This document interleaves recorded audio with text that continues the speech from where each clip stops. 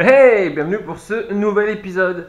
Un épisode un petit peu plus sérieux que d'habitude. Déjà, je voulais juste, j'ai regardé Touche pas à mon poste hier soir, et je sais pas si vous avez regardé, mais il y avait Pascal Obispo, et je vous l'ai jamais dit, mais je suis un fan de ce monsieur, je suis un fan de ce qu'il fait. Peut-être pas les deux premiers ou le premier album, mais une grosse partie de sa carrière. Il a été génial dans l'émission, il prouve que c'est un bon musicos, que c'est un mec qui sourit tout le temps, qui sait défendre ses idées quand il faut. Et Soledad, c'est un des albums que j'ai le plus écouté dans ma vie. Donc voilà, c'était une petite parenthèse. Et aujourd'hui, je voulais être un peu plus sérieux, puisque j'en ai, vous savez, probablement, j'essaie d'en parler et de partager un maximum, qu'il y a un petit garçon de 3 ans qui a été tué sous les coups de son beau-père. Ça pour dire aussi que nous sommes aujourd'hui, j'ai oublié de le dire, le mardi 29 novembre 2016, et que le petit garçon est décédé il y a 2 jours, je crois. Et les infos tombent au fur et à mesure. Et moi, ce qui m'a super touché dans cette histoire, c'est que c'est arrivé dans mon ancien quartier, où j'ai vécu 17 ans, et surtout, c'est juste à côté de là où j'habitais. Donc je me suis demandé, je me suis posé la question de comment j'aurais pu, moi, comment j'aurais réagi en sachant à deux paliers de chez moi, un petit gosse avait été tué par la violence de son beau-père, et surtout comment on dit, par le fait que sa mère n'ait rien dit, qu'elle est je trouve plus les termes, mais qu'elle ait assisté à ça sans jamais en parler. Je crois que j'aurais eu beaucoup de mal. Je vais juste vous lire ce que j'ai pu relever ce matin aux dernières infos sur l'Union. Tony, 3 ans, mort dans la soirée du samedi 26 novembre, était victime de violences régulières.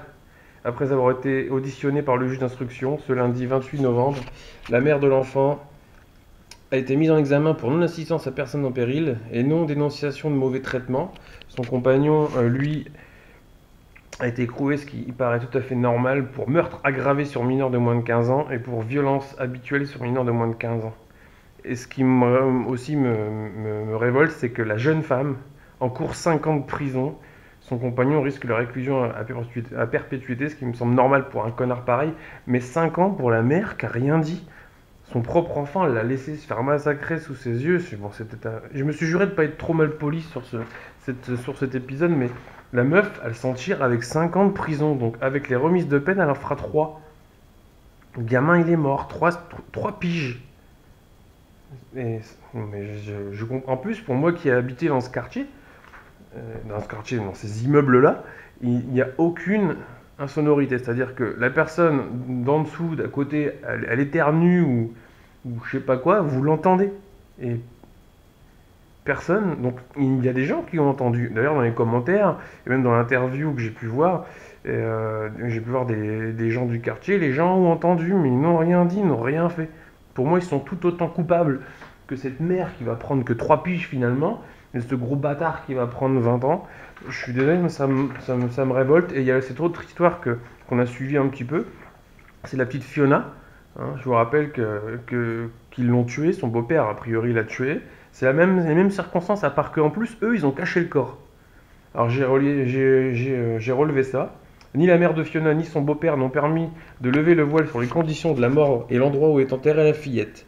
La mère a été condamnée à 5 ans de prison et 20 ans pour le beau-père. Les 20 ans, c'est justifié, encore, c'est peut-être même pas encore assez.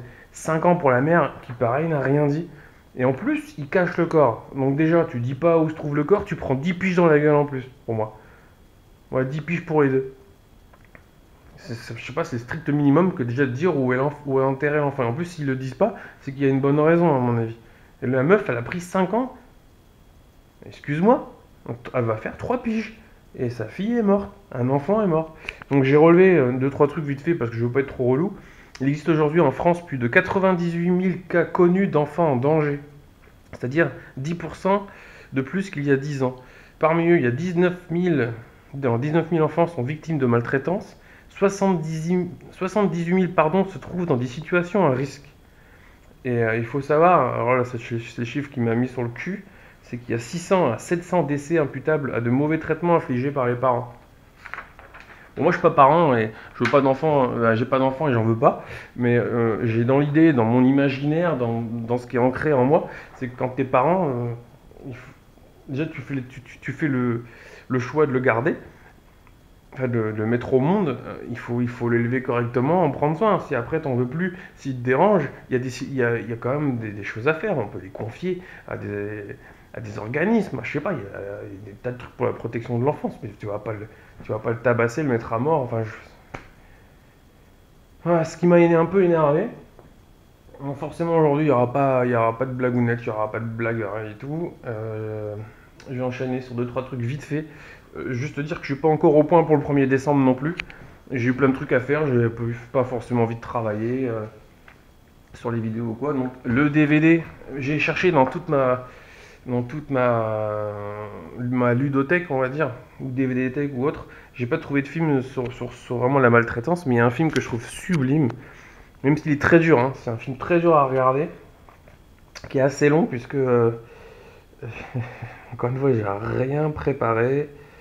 Il dure combien de temps ce putain de film là?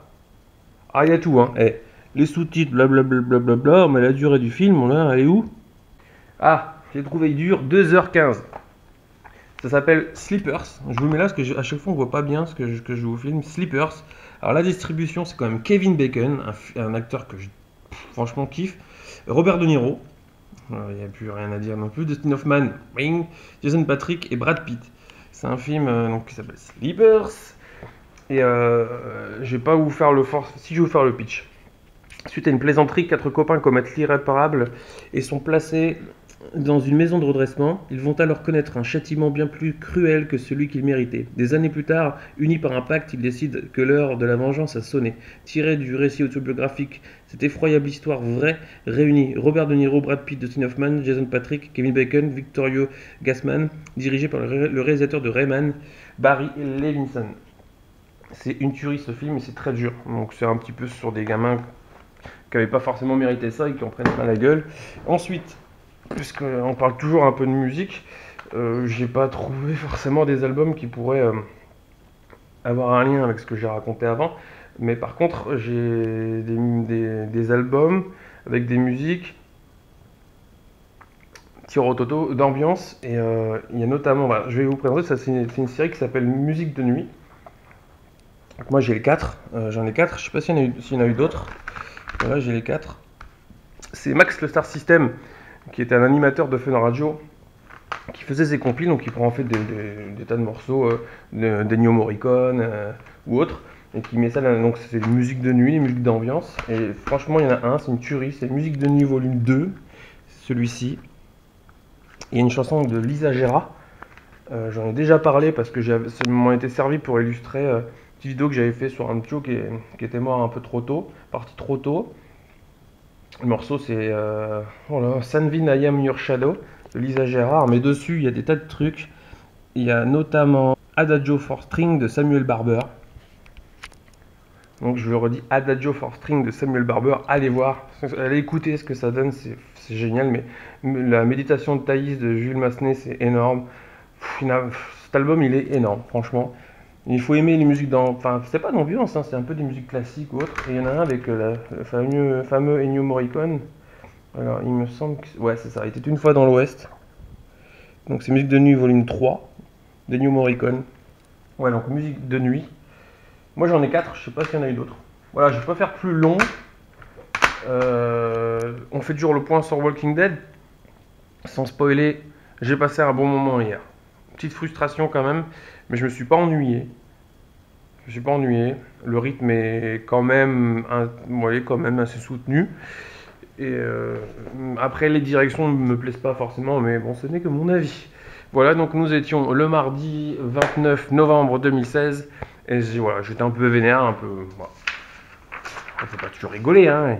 Il y a un temps pour tout dans la vie. Voilà, bah écoutez, rendez-vous pour un prochain épisode.